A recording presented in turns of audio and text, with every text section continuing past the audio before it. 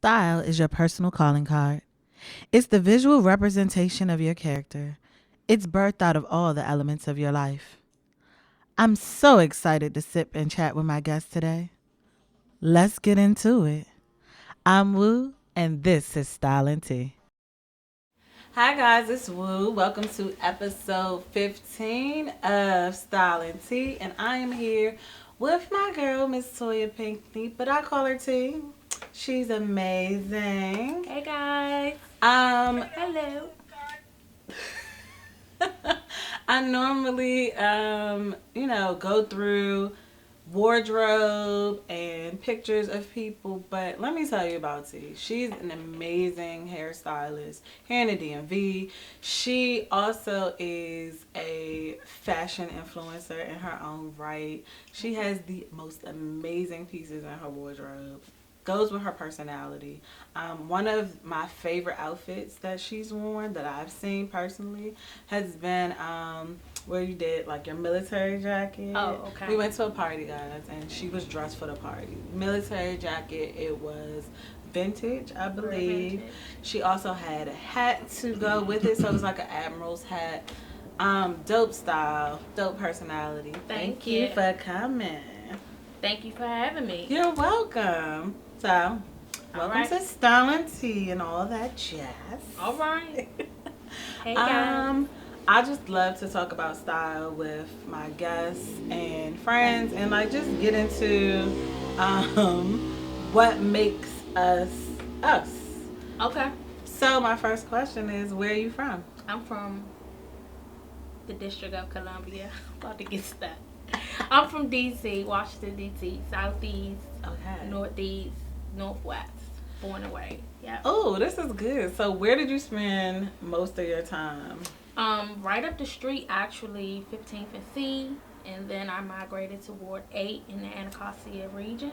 Okay. And now I'm back on this side. I spent a little time in the Shaw area in Northwest. So it's nice. You are well-rounded, well-versed in Yeah. DC culture. This is good. I don't think that there's anybody that's been on the show yet who actually has lived in various parts of the city. Yeah. At least they won't tell us. So Okay. that's good. What is one fashion influence that you've pulled from the city? Definitely urban chic wear. I love a good t-shirt. Yes. Some very nice fitted jeans, a comfy sneaker, and a red lip. Yes. Very urban chic. I like Yeah, that. very urban chic, to the point, comfy, and very cute. That's cute. You could dress it up, dress it down. Dress it down. Yep. Build it up. That's good. You guys remember that. That's Build it staple up. pieces. Staple you need pieces. those. Yes, you do. So who was your fashion influence? In DC, I would just say growing up in the 90s, I was able to pull from various people, from my uncle wearing nothing but suits. Mm-hmm. Then I had another uncle who wore nothing but sweatsuits. Wow. That's Sergio Tacchini, Elise kind of era. But really just being from the city and go-go. Okay. Going to the go-go, very young, I was able to pull fashion from everywhere. Oh, that's good. That's good. Yeah. You're also the first person that has brought up go-go Oh, as okay. an influence, which is good. Like being rooted in the city. Of course, a lot of the influence has been like hip hop culture, especially when we Hip-hop. think about the end of the 80s, the 90s. That was a very rich time for like fashion in Sure. general. So hip hop culture was prevalent, but you brought it home with the go-go scene. So what would you typically wear to the go-go? Just what I said. Jeans and a T-shirt, t-shirt? jeans, sneakers. I mean, it came to a point like I guess going into the 2000s that I was like more heel driven. Okay. But like young teen, yeah, definitely tennis shoe vibe. It was comfy. A nice K Swiss. Yes. And because my feet were small, I kind of like I didn't get a chance to wear all of the popular shoes because they didn't come in small sizes. True. So just one of those things where I just had to kind of work with what I had. And I just kind of just navigated and rocked it my own self. Classic Reeboks, aerobic Reeboks, K Swiss, Nike, different kind of Nikes and things like that. I love bold colors, so I did a lot of colors back in the day. That's cute. So how did you transition? So we're talking the end of the 90s, you were in high school? Or? End of the 90s, going into the 2000s. Yep, I came out of high school in 1999. Okay. So I was a teen mom, and I was trying to, dress for school, but still be a mom and dress my son. So it was like one of those times where you had to kind of figure it out, And I was real young. I was like 17. So just trying to dress him hip and chic and urban, like an urban kid. Gymboree, Gap, Old Navy, those type of places. So it just, I don't have children. I grabbed from videos. I grabbed from just DC. I grabbed from it. When I think about like the 90s and pretty much the 90s, like one of my style influencers was Misa Hilton. Oh, Lord, love her. And she, if you guys don't know Misa Hilton, you have to know her. She styled everybody in Bad Boy. Everybody. She probably styled more people than I really remember, but I know Bad Boy was essentially it. And so videos really did, guide me in a way that I don't even think I realized until now. Like you wanted to be flashy like Bad Boy, even though those suits weren't, I didn't like them, but you wanted to be that flashy. You wanted to be Little Kim. We can't lie. Like you wanted to dress provocatively sometimes. And so I appreciated those. Was Misa definitely one of your style influences on scale? Her and Joe Ambrose. Oh my gosh, I love Jim. Those were probably like my top two style influences from the 90s. But again, because I had to pull from different avenues of like clothing and stuff like that, DC was my core, but I still, sought out like the Lil' Kims and the Foxy Brown, that style growing of age. Okay. So as a teen mom, I think in general, like motherhood has shown me, even though I'm not a mom, but I've seen it through other people's eyes, like mothers want to be a little conservative. A little. Sometimes they lose themselves. But you were a teen mom. So did you have a feeling during that time that you had to kind of like play the back in order to, dress your son in a better way? Yeah, back then it was like, it went from go real hard to church. Okay. So I had that, I kind of went from go tight jeans, t-shirts to long skirts and Usher. Okay. That type of situation. But here's the thing, you gotta have a balance in everything. Yeah. And so I did play the back to be able to get, my son all the fresh shoes and things like that. But as you grow as a mother, as you grow in life, you understand the significance of, bargain shopping. And then I got into thrifting. I started going to the thrift stores and just learning how to like coordinate my pieces because I couldn't afford the real expensive and elaborate stuff until I got to a certain place. But even now, I still love the thrift stores. That's like one of my favorite places to be all day. Thrift shopping has to be one of the most frustrating and rewarding things that I think I've ever gotten into. Like, love it. Whether you're fighting the grandmas, and y'all know y'all fight the grandmas, or you're just digging deep for something, or like going through the racks. Because you never know when you're going to find like vintage Christian Dior, or like a real good Gap jean, because I don't care what anybody says, Gap's still classic and I love it, even though their prices went up.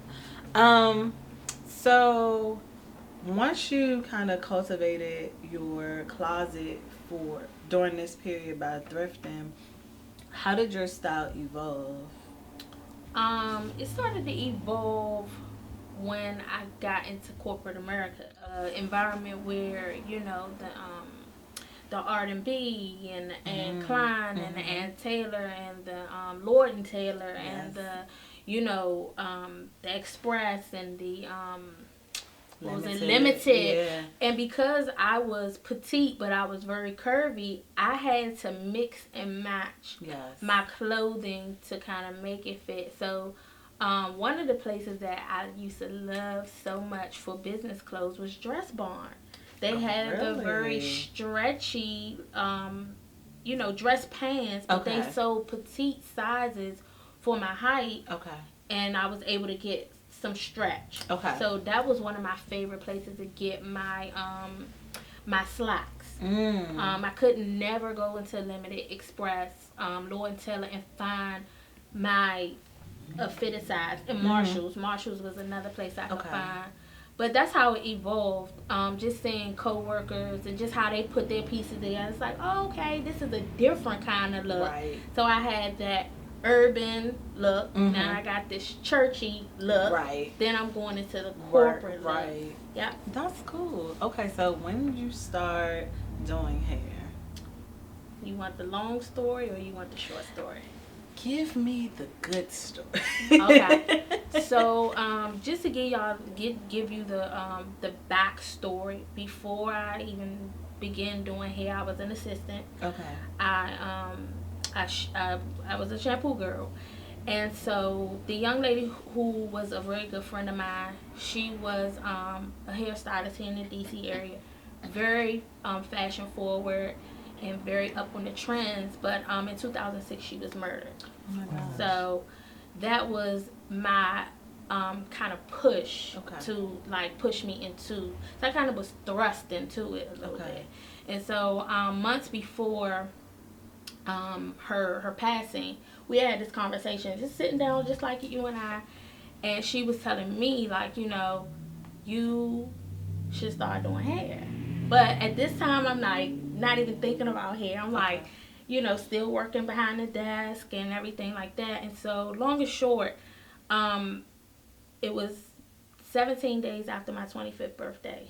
I got the call that she was murdered, and it was like from that moment, it was like I started doing it. So maybe like 2 months later, I went to a salon with a really close friend, and the guy was looking for stylists. And so I just kind of like threw myself out there, but not really knowing, so here I am 13 years later. Wow. Yeah. I'm so sorry to hear about your friend. I know how, like those things really change us, they shape us, and then it depends on the person, how you go from there, so I understand that. But I'm also glad that kind of shaped your transition from just being an assistant to actually being a stylist on your own. Stylist. Yes, I love that. Yeah. So, what's one thing that your friend taught you, the friend that passed? One of the things that Sean taught me was to go get it. Okay. Go get it. Like, she was really a go-getter, a die-hard hustler. And because I seen, I was raised in DC in the late 80s and the 90s. Right. I had a chance to see all of that. So I seen the go-getters and I seen the money. I seen it. So I kind of caught the tail end of the money. But just being influenced by her and seeing how much money she made and how she positioned herself in the salon as if she was on the street. Okay. And so that's what she taught me. Okay. To position yourself like you're in the streets. But then as I evolved and time went on and I developed myself personally and professionally, I was able to understand that I don't always have to survive. True. I can start developing myself to be able to strengthen my skill set to live. And so that's what she taught me. To really just go get it, hustle and grind. Yeah. That is cool.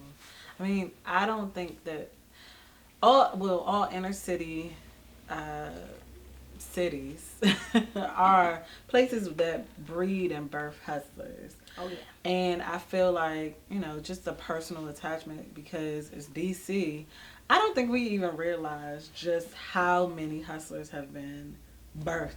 And not, physical, not literal ones, but definitely just the idea of the hustle spirit from our clothing lines to our go-go bands, to Marion Barry, like I mean, just the let's hustle. go on. Yeah, like the list literally can go on, and it's amazing.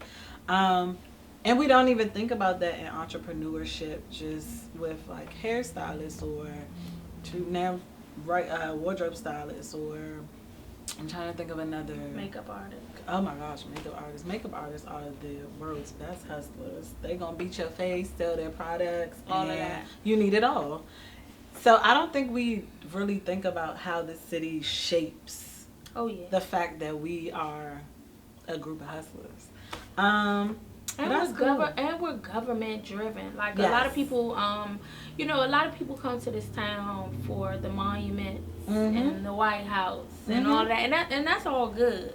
But I need you to step behind the White House and really see what it looks like across that bridge. I agree. And see what it is, what it's like uptown, and what it's like in Southwest. Right.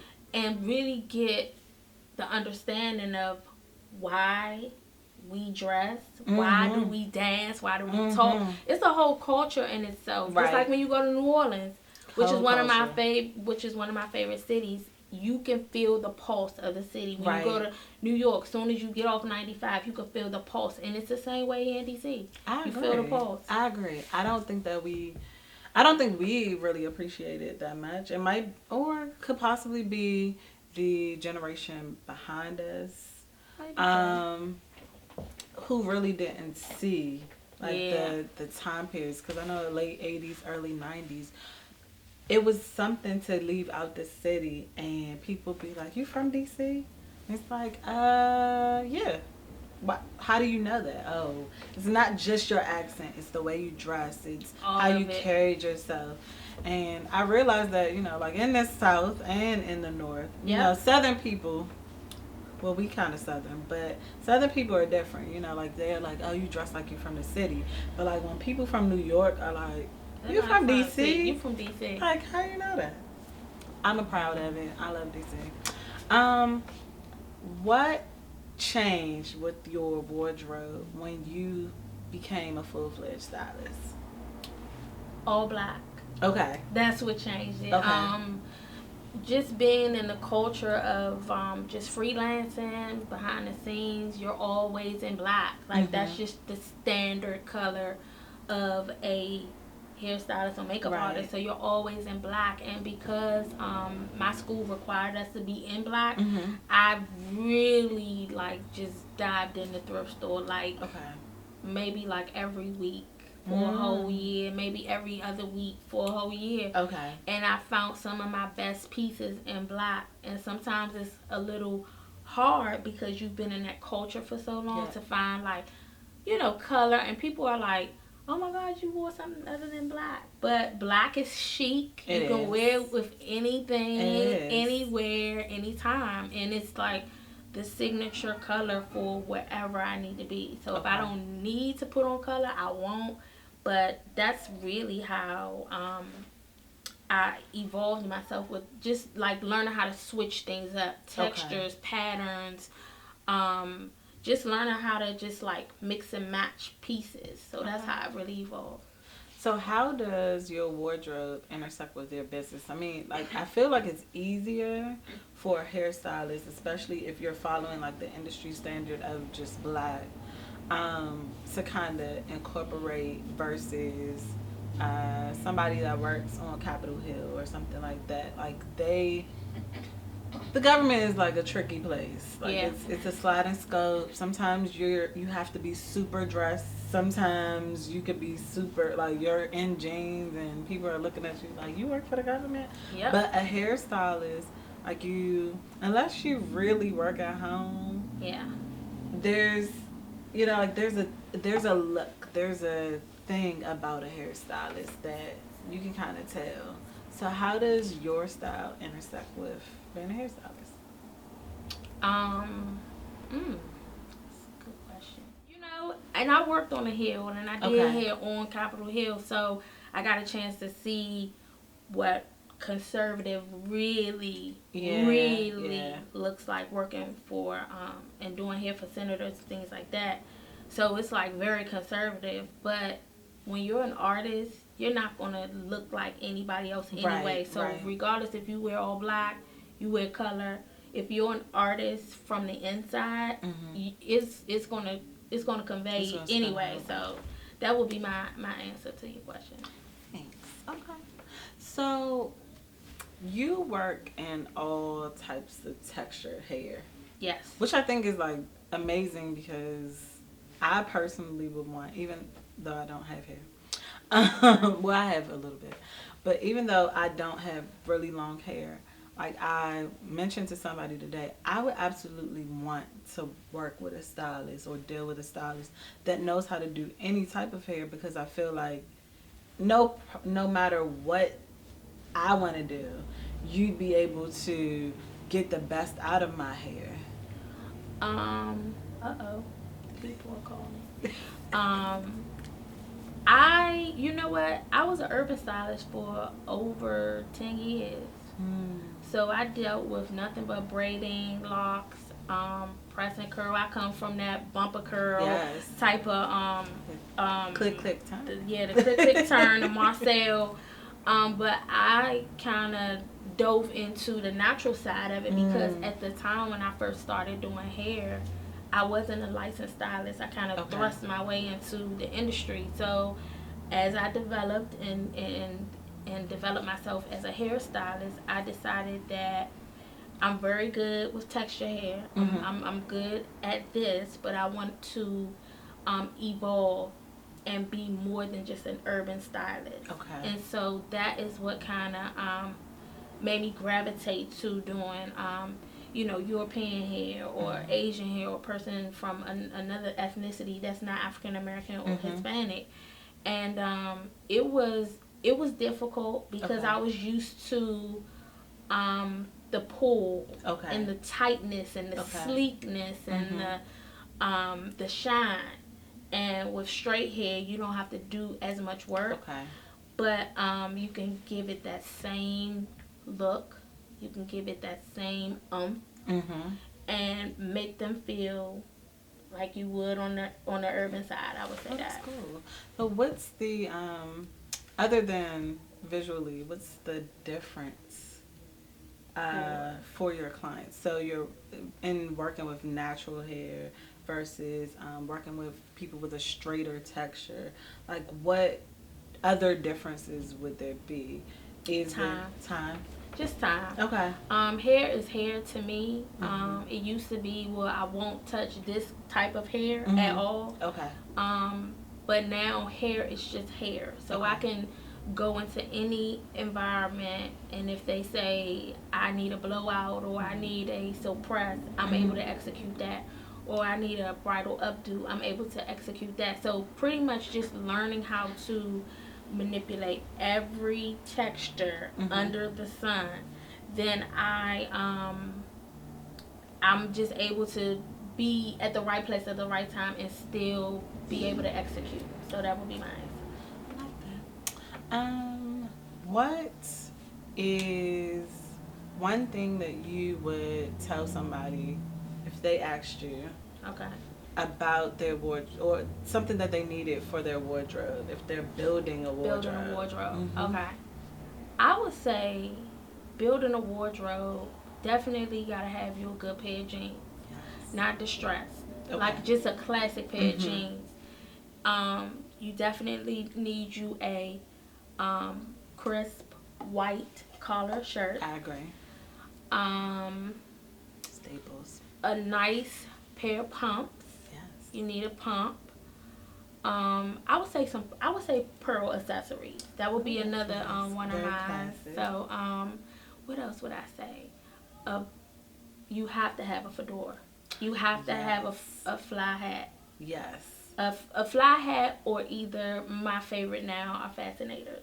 Yes. which Oh were my really gosh. inspired by the royal wedding. So She wore this awesome fascinator recently. I'll post a picture. No worries. Like it was dope. Like it just looked so pretty on thank you. you. The color was like, man, that should be a color this season. I'm really feeling Yellow. the Yeah, the yellow. yellow works for you. Like it Thank just you. kind of radiated both the sun and you. Like Thank you you. so personality. I like that. Take that, girl. Thank you. What is what do you look for like with your partner, like in fashion? What's Mm. one thing that you would love to see on your partner? Oh, smile. A smile. That's cute. Not even Yes. fashion, because I feel like since we've been together, she's really become more fashion forward Okay. and more, I guess, a little bit more polished than what Mhm. it was.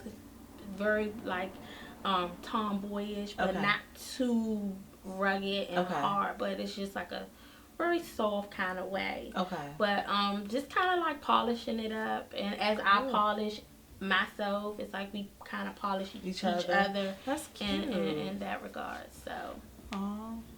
I don't know if that's gonna happen with me. So no, whoever's put it out look, there. whoever's coming, bring it. Bring it. Yeah, No, just just be all in. and be yourself. Be yourself. Be all in, and let's go out and Have F the fun. world up. Yeah. Yes. I mean, I'm just saying. So what? This is a good question. I just started asking a couple of people this. Okay. If there was a soundtrack to accompany your wardrobe, what's a few artists that would Ooh. be Do on I that soundtrack? do I create my own soundtrack? Yes, you are creating your own soundtrack. Oh man. Okay. New Jack City, Yes. Soul Food, Okay. Boomerang, Yes. Jason's Classics. lyrics. Ooh. Definitely Menace to Society and Boys in the Hood. Okay. Those would be my that would be those like my favorite off of all those soundtracks and make my own. Nice. I'm just saying. So it would go from hardcore rap. It would go from nice slow jam R&B to Mhm. mid tempos, Okay. a little up tempo. Okay. But definitely, I'm an R&B girl for sure. So that would be my that so my favorite songs from off of all of those soundtracks. I would kind of condense them all into my own soundtrack and just make them my own. Nice. Um, what what would today's song be? Today's song would be I'm gonna have to go with "Grinding All My Life," Nipsey Hussle. I've been I'm just gonna kind of say this because I've been kind of researching him. Yes. Since his passing, I wasn't really familiar with his music to the extent like the generation now. But what I will say that he had a message that was so profound to not only younger people, older people, mid-age or whatever, just the nation period. And that song just kind of resonates with me from my upbringing and the things that I saw in the streets and in business and in culture and dealing with different cultures and life period. It speaks to what is going on right now. So that would be that's one of my theme songs right now. I love it. I feel the same way. I feel like I listened to a few of Nipsey's songs prior to, but his passing really had me thinking, like, let me really research, let me really get into who this man was and his music and kind of figure it out. And that's one of my songs, and Dedication. Dedication is Dedication is definitely on in the rotation. yeah. I'm gonna say, listen, Victory Lap period is That's a probably dope my album. whole. That's That's gonna a be my dope album. whole soundtrack for summer 19. Yes. Victory Lap. Yes. It's just what it is. And here's the thing: I didn't know anything about this guy. Right. I didn't know. All I knew was he was a handsome guy with Lauren London. Yes. That was it. Yes. I just knew that was Lauren London's boyfriend. Right. That was all I knew. Right. But I will say, just listening to the whole track, just the pulse of the music, the message, the lyrics, the rhyme, the reason for it. Mm-hmm. You, it's like he's telling a story. Yes. And you can see everything that's happening. Yep. I agree. What is one thing? No. What is your fashion motto? Beauty on the go, man. You gotta turn up. If you're gonna be busy, just turn up. Okay. Look good when you step out. Let them know.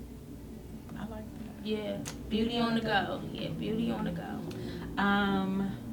Where are you taking your career next? The deep south for that. I think it's gonna go into diving more into like I don't want to say motivational speaking. Mm-hmm. I mean, you have that feel going, like your Facebook. Oh, thanks. I don't follow you on. I don't think I follow you on Twitter. If you're on Twitter, no, but I'm not tweeting. She should tweet, guys. She should tweet. But the messages that you post on Facebook. Oh, thanks. You know, like whether you're in a reflective space at the moment, whenever you post or not, it's always like oh my gosh, I needed that. Oh, and so thanks. It's very motivational, life coach-esque. So if that's where you're headed, that's good. Thank you. I just, you know, now I am gearing more towards helping other stylists that are up and coming, because I didn't have that kind of, come on girl, let me take your hand. I just kind of like, my hand was lost to the street. So it was like I kind of like had to learn as I went, you know, hustle as I go. Mm-hmm. And so now I'm mentoring a couple young ladies, and I'm just like, just reinforcing things that weren't reinforced to me. But if I had to say what I would be doing in the next maybe like 10 years, it would probably be dealing more with mental illness, or helping stylists that are dealing with mental illness. Wow. Yeah. Wow. So yeah. I don't think until you said that, I don't really think that we even think about that. I mean, we think about people in a general sense, but working with a hairstylist, I realized how I wish that she would often have more days off. Because, you know, you do need to replenish. You're putting your hand in people's hair. You're giving of your energy. You're giving your listening ear. You're giving of yourself in ways that, you know, like we don't even think about. All we're thinking about is, I need my hair done. Yep. So, well, that is one of the reasons why I kind of went, I crossed genres, so that I could get my time back. And it was more so about time. Now it's about time, because I've already developed myself to a point that I need to have some time to start to develop others. And so one of the things that I kind of discovered about myself as I've been developing is learning about wellness, self-care, health and wellness, and just like dealing with my mental issues. And that was one of the things that I had to understand during my course of just being behind the chair. I was burnt out, and I was very, very I went through a very dark place after my friend passed, and I dealt with depression, and then I found out I had anxiety and PTSD, and those things have actually helped me to break the smoking mirror that I had built up for myself, with this image that I thought I was supposed to live like or live in. And it just really kind of woke me up to a place where, you know what, I need to start sharing my, story about mental health with people in my industry, because we talk about domestic violence, or we talk about all these other things, but we don't talk about what the stylist is going through. We talk about what the client is going through and what their issues are, but nobody's listening to us, and we are the ones that give the advice. We showing you what we are really the trendsetters. We show you what to put on. We show you how to be fashion forward, how to go to work, how to get a guy, how to get a girl, how to be a mom, how to be a dad. Like, we're all of that. But then we pour out all of ourselves, and then it's like, what is in it for us? And so now my focus is going into more mental health.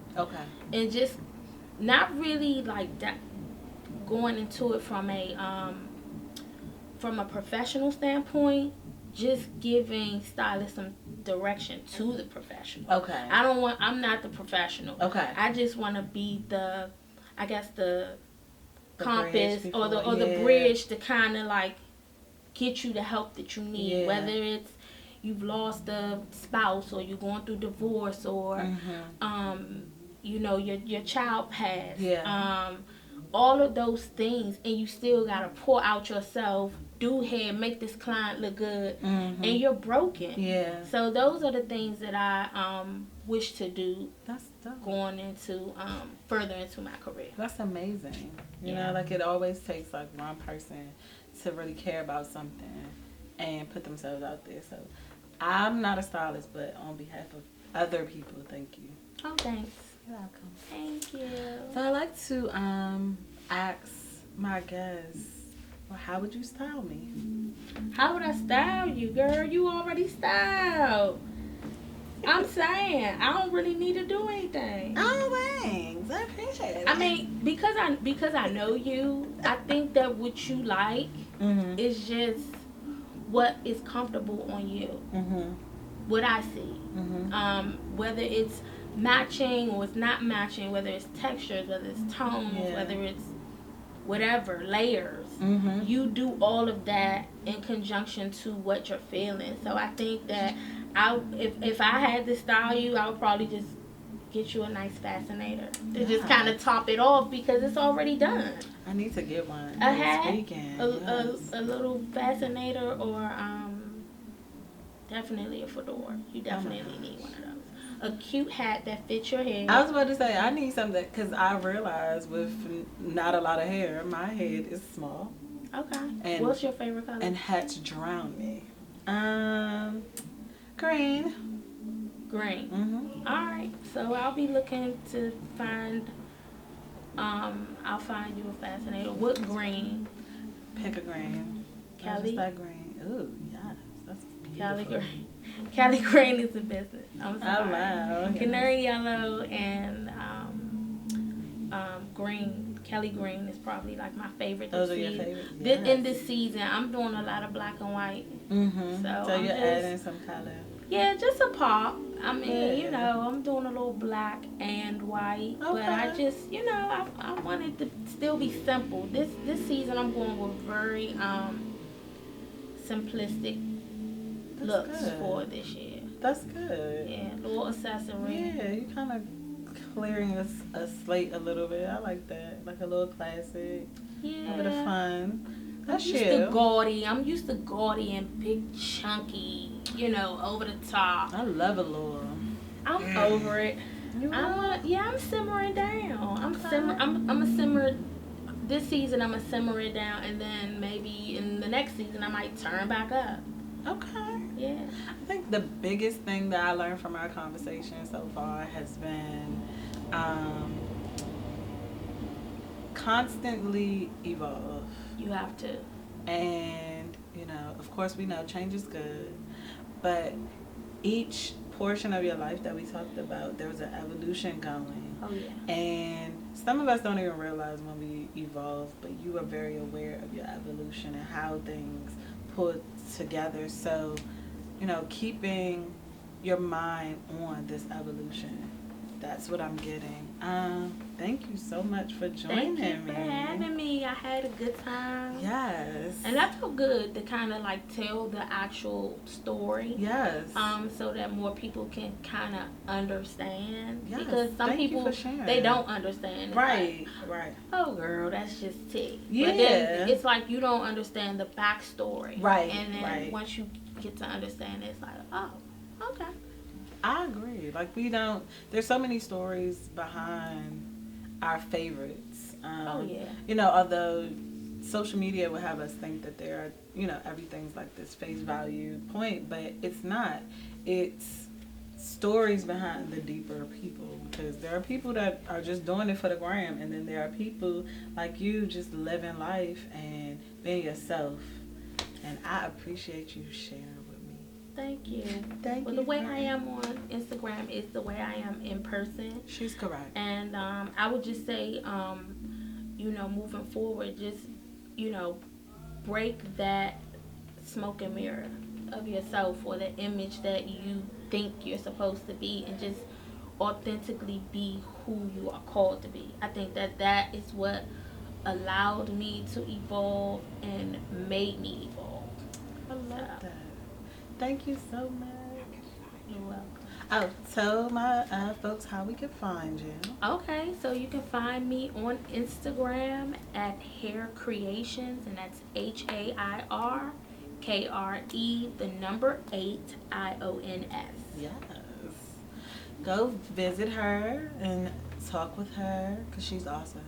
Thank you so much, love. Thank you. Thank y'all for having me.